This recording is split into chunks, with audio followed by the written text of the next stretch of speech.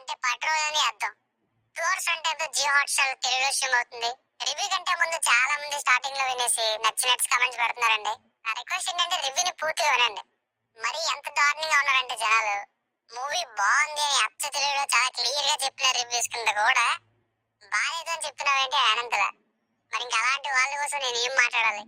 ఇక ఈ రాంత్ మూవీ విషయానికి వస్తే, from the writer of night to Joseph officer on duty, ఇక ఇప్పుడు ఈ రాంత్కి ఇవన్నీ పోలీస్ స్టోరీలే. ఇక ఈ 3 సినిమాల్లో విషయం ఉండడంతో ఈ రాంత్ కోసం కూడా వెయిట్ చేసి చూసేసా. తెలుగు డబ్బింగ్ బానే ఉంది. ఇది చూసాక నాకైతే ప్రయత్నం కొత్తగా ఉంది, అలాగే మేకింగ్ అండ్ ఇంటెన్షన్ కూడా సిన్సియర్ గా చాలా రియల్ గా జరిగినట్టు అనిపించింది. కానీ సినిమా పరంగా మాత్రం జనరల్ గా మనం చూసే సినిమాల్లో ఎంగేజింగ్ గా ఉండదు. Full lag mode.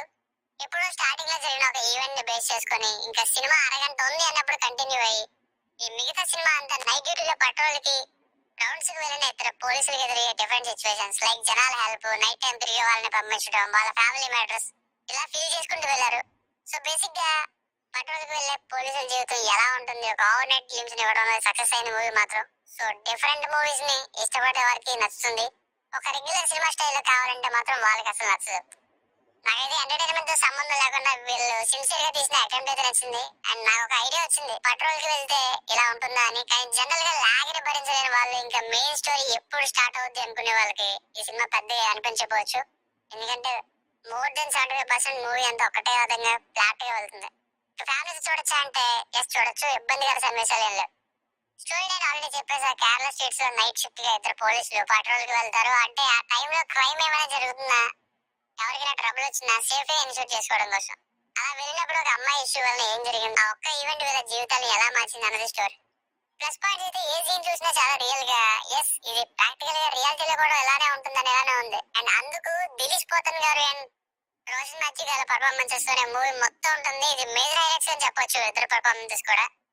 ఇది ఒకటి రీజన్ అయితే, రెండవది ఎంటర్టైన్మెంట్ తో సంబంధం లేకుండా సిన్సియర్ గా ఉన్నది ఉన్నట్టుగా క్యారెక్టర్ డ్రివెన్ ఫిల్మ్ అనేలా తీసుకుపోవడం, అండ్ లాస్ట్ 20 మినిట్స్ ఇంకొంచెం ఇంట్రెస్టింగ్ గా ఉంచడం, అండ్ ఉన్నది ఉన్నట్టుగా చూపించారేమో అనేలా ఉంది కంక్లూజన్ కూడా రాగా. రొటీన్ సినిమాలకి భిన్నంగా డిఫరెంట్ సినిమాని ట్రై చేద్దాం అంటే ఈ రాంత్ ఒక మంచి చాయిస్ అని చెప్పొచ్చు. ఇక మ్యూజిక్ అండ్ సినిమాటోగ్రఫీ సినిమాకి తగ్గట్టుగానే ఉన్నాయి. కేరళ లొకేషన్స్ బాగున్నాయి. మైనస్ పాయింట్స్, మొత్తం మూవీ అంతా లాగ్ ప్రోమాక్స్ లా వెళ్తుంది. హై లో అంటూ ఏముండదు, ఒకటే ఏకంగా ఫ్లాట్ గా వెళ్తుంది. కొంచెం ముందుకు వెళ్ళడం, ఏదో ప్రాబ్లం దాన్ని రిజాల్వ్ చేయడం, అది ఏ ప్రాబ్లం అయినా మంచి విషయం అయినా అంతా కూడా ఇంకా ఏం జరుగుతుందో చూపిద్దాం అనుకున్నట్టు అన్ని ఒక నైట్ లో కవర్ చేసిన ఫీలింగ్ కలిగింది. స్టార్టింగ్ బాగానే స్టార్ట్ అవుద్ది, ఇంట్రెస్టింగ్ గా ఏదో జరిగింది, ఈ కేసుని నేను తప్పించండి అంటూ స్టార్ట్ అవుతుంది. అలాగే బ్లడ్ చూపిస్తారు, రోడ్డు మీద ఏదో జరిగింది అన్నట్టుగా చూపిస్తారు. బట్ ఆ తర్వాత మెల్లమెల్లగా మొదలవుతుంది, ఇంకా అదే ఫ్లో లో కంటిన్యూ అవుతుంది. ఒకవైపు నాకు 50% ఇన్ని విషయాలు, పైగా ఇలాంటి విషయాలు ఫేస్ చేస్తారా ఆ టైంలో అని అనిపించేలా చేస్తూనే, మరొక 50% ఏంటి ఒక్క నైట్ లో ఇన్ని విషయాలు నిజంగానే జరుగుతాయా అనేలా కూడా అనిపించింది. అంటే లంచం, మందు తాగడం, ఫ్యామిలీ మ్యాటర్, ఒక లేచిపోయే అమ్మాయి స్ట్రీట్స్ లో తిరగడం, ఇలా బోల్డ్ అనే విషయాల్ని ఈ లాగ్ అండ్ అంతకీ స్టోరీ స్టార్ట్ అవ్వని ఫీలింగ్ కలగడం వల్ల పేషెంట్స్ కి, నార్మల్ ఆడియన్స్ కి కొంచెం పరీక్ష అని చెప్పాలి.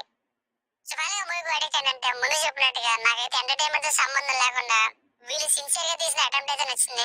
అండ్ నాకు ఒక ఐడియా అయితే వచ్చింది పెట్రోల్ కి వెళ్తే ఎలా ఉంటుందా అని. కానీ జనరల్ గా లాగని భరించలేని వాళ్ళు, ఇంకా మెయిన్ స్టోరీ ఎప్పుడు స్టార్ట్ అవుతుంది అనుకునే వాళ్ళకి ఈ సినిమా పెద్దగా అనిపించకపోవచ్చు. ఎందుకంటే ఒక్క చివరి 20 మినిట్స్ లో తప్ప మిగతా సినిమా అంతా ఒక్కటేలా వెళ్తుంది. An honest attempt that deserves a try, a different approach. Some will like it, for others it depends. నేను రేటింగ్ వచ్చేసి ఇది నా ఒపీనియన్ 2.5/5. మీకు ఏమైనా వర్క్ ఇష్టం అయితే మరిన్ని రివ్యూస్ కోసం మన ఛానల్ ని సబ్స్క్రైబ్ చేసుకోండి. Thank you.